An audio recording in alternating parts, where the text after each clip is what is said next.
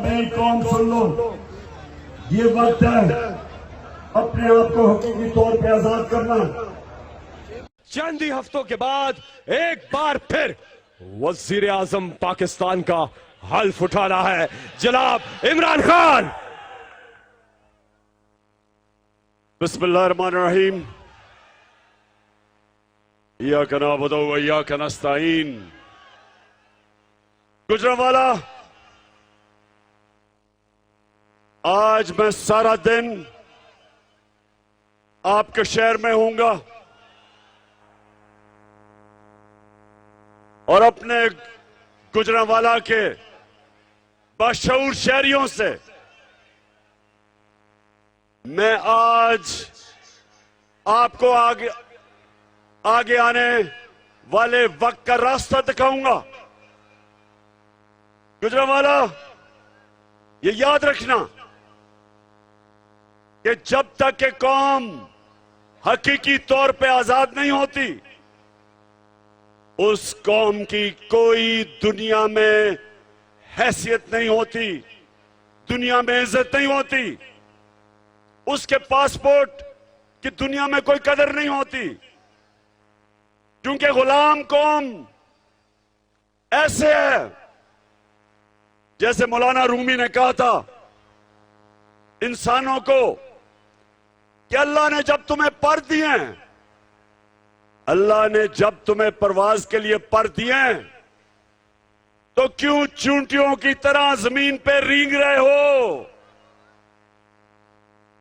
जो कौम गुलाम होती है वो कीड़े मकोड़ों की तरह रहती है, उनके हकूक नहीं होते, उनके लोगों की इज्जत नहीं होती। आजम स्वाति जैसे लोग, सेनेटर, उनके ऊपर जुल्म और तशद्दुद होता है। आम आदमी थाने और कचहरी में रुलता है, उसको बुनियादी हुकूक नहीं होते क्योंकि वो गुलाम होते हैं।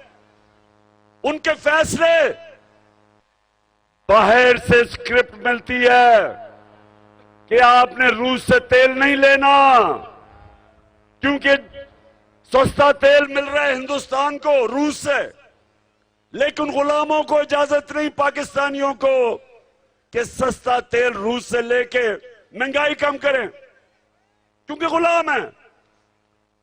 जो हुक्मरान है वो फैसला करने से पहले अमेरिका से एनओसी लेते हैं कि सर हम ये कर सकते हैं, तेल ले सकते हैं या नहीं। तो मैं गुजरांवाला आपके पास आज सारा दिन आपको एक चीज बताऊंगा कि अल्लाह ने हमें कैसे आजाद किया है। जब अल्लाह कहता है, जब अल्लाह के सामने अब दावा करते हैं ला इलाहा इल्लल्लाह, अल्लाह तेरे सिवा किसी के सामने नहीं हम झुकते, ये दावा है आजादी का।